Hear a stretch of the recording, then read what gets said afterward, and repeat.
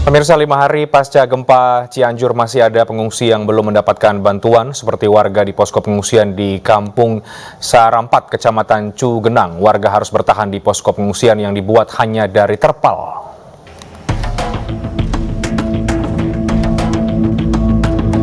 .162 rumah rata dengan tanah di Kampung Sarampat, Cugenang, Cianjur, Jawa Barat. Warga pun mengungsi di posko yang berada di area terbuka dekat lokasi gempa. Minimnya bantuan membuat pengungsi harus memilih bertahan di posko pengungsian yang hanya beralas terpal dan karpet tipis. Bahkan saat ini banyak pengungsi yang terserang penyakit seperti diare dan gatal-gatal karena kondisi cuaca hujan deras dan kencangnya angin.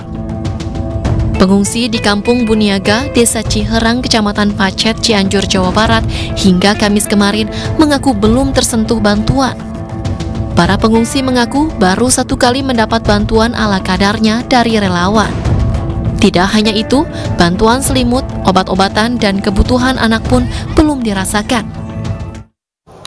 Ya pemirsa, untuk mengetahui bagaimana penanganan bencana gempa dan longsor di Cianjur, kami telah terhubung dengan Kepala BNPB Legend TNI Suharyanto. Selamat petang Pak Suharyanto, Reinhard Sirait Pak di studio. Selamat petang Mas Reinhard. Baik. Terima kasih, silakan. Baik, terima kasih Pak Suharyanto. Saya ingin mulai dulu dari yang pertama. Tadi masih adanya korban gempa yang dalam keadaan terbatas Pak. Tenda pengungsiannya, bahkan bantuannya belum terdistribusi dengan baik.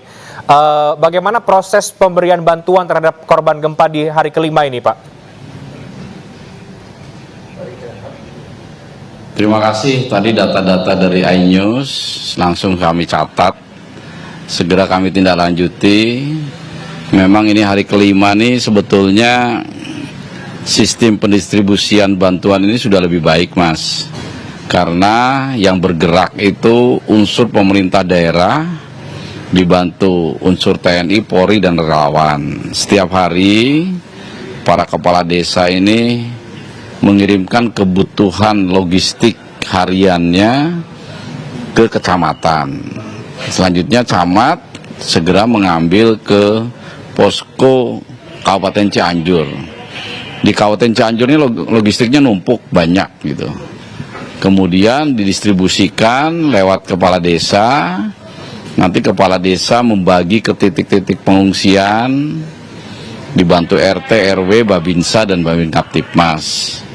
Di samping itu juga kita kerahkan relawan-relawan untuk membantu pendistribusiannya sampai titik-titik terkecil. Dan untuk memastikan semua itu berjalan sebagaimana mestinya, kami juga punya tim untuk mengawasi jaring-jaring tersebut dibagi sektor begitu. Nah, tentu saja ini mungkin masih ada yang tertinggal. Sebagai informasi, per sore ini titik pengungsian itu ada 110 titik, baik yang pengungsian terpusat maupun yang kecil-kecil. Nah, sebaiknya memang kita himbau yang jauh-jauh yang terpencil ini segera bergeser saja menuju tempat-tempat pengungsian yang ada di kecamatannya masing-masing atau di desa-desa masing-masing. Tetapi kadang-kadang ini masyarakat ini tidak mau meninggalkan rumahnya. Ini berlindung dengan sarana seadanya yang seperti diberitakan iNews tadi. Tapi ini pun tidak akan kita diamkan, tetap dalam proses tenda-tenda terpal dengan karpet tipisnya itu lambat laun akan kita ganti. Ini butuh waktu. Mas tanya kepada para wartawan yang ada di sasaran ini, termasuk iNews, setiap hari hujan, jadi kita pendistribusiannya pagi sampai jam 11 atau jam 12 siang lah. Dengan titik yang banyak ini memang butuh waktu. Baik Pak Suharyanto, maaf saya potong. Pastikan nanti ke depan ini akan bisa lebih baik ya, lagi. Pak, maaf saya potong Pak Suharyanto, tadi ada katakan ada 110 titik pengungsian yang cukup banyak arti jumlahnya. Bagaimana mengantisipasi agar warga korban gempa ini bisa meninggalkan tempat yang berbahaya dan lebih berpindah ke tempat pengungsian yang lebih baik yang mungkin sudah disiapkan? Apa yang dilakukan oleh tim Pak?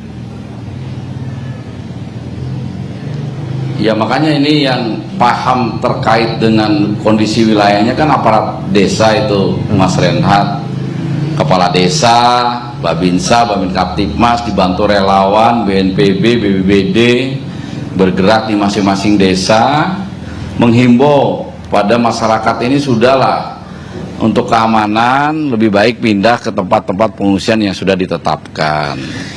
Tapi seandainya tetap memaksa, ya tugas kita untuk meningkatkan sarana prasarana dan fasilitasnya ini. Ini pasti kami akan akan atasi itu. Memang butuh waktu lambat laun karena banyaknya itu. Baik, dan saya yakin 110 titik ini akan bertambah terus. Ini baru pekerjaan sampai hari ini, memverifikasi, mengumpulkan data, baru ketemu itu. Baik Pak Suharyanto, tentu kita berharap ada prioritas juga terhadap para pengungsi yang mungkin sekarang belum mendapatkan bantuan. Pak, di luar soal korban yang saat ini ada di pengungsian, hari ini kita tahu pencarian korban dihentikan. Apa kendalanya, Pak? Tadi jam 16.00 dihentikan karena hujan deras. Tetapi mulainya lebih awal. Kan kita paham dengan kondisi hujan berarti awal pencariannya dipercepat. Tadi mungkin udah wawancara dengan Kabasarnas, 5:30 sudah mulai. Dan hari ini sudah bisa menemukan 17 jenazah. Saya kira juga kerja keras yang perlu diapresiasi gitu. Karena ini sifatnya masih manual, nyarinya pakai tenaga manusia. Alat-alat berat belum bisa digunakan karena memang hujan terus, tanahnya labil, khawatir justru membahayakan kepada operator alat berat itu. Baik. Jadi ya tentu saja kita akan berusaha sekuat tenaga. Ini yang masih ada yang 24 orang yang hilang ini, mudah-mudahan bisa segera kita temukan. Baik, terima kasih. Demikian. Pak Suharyanto, harapannya demikian. Mudah-mudahan semua tim bisa bekerja lebih baik lagi besok dan distribusi bantuan jauh lebih baik lagi. Terima kasih banyak Pak Suharyanto, Kepala BNPB sudah bergabung di iNewsroom hari ini. Pemirsa, Kementerian Sosial Republik Indonesia telah menggelontorkan dana sebesar 2 miliar lebih untuk membantu para korban bencana gempa bumi Cianjur, Jawa Barat. Bantuan tersebut untuk memenuhi kebutuhan logistik. Saat ini sudah ada 16 dapur umum yang didirikan di sejumlah lokasi bencana dengan menerjunkan staf Kementerian Sosial untuk memantau kebutuhan logistik. Mensos Tri Risma hari ini menyebut saat ini pihaknya telah menggelontorkan dana hingga mencapai 2 miliar rupiah lebih. 13 balai sentra yang kita dorong mereka ke sana, mereka memandani di dapur-dapur umum. Nah, berikutnya kurang lebih sampai dengan hari ini kurang lebih kita sudah mengeluarkan 20 miliar sekian. Nah, kemudian berikutnya kita masih terus membentuk memasang tenda dan membentuk dapur umum karena kita rata-rata sehari itu ada memberikan bantuan permakanan 27.000 sekian. 27.890 porsi rata-rata kita membuat. Nah, kita masih membuat dapur-dapur umum baru yang hari ini tadi masih gerak.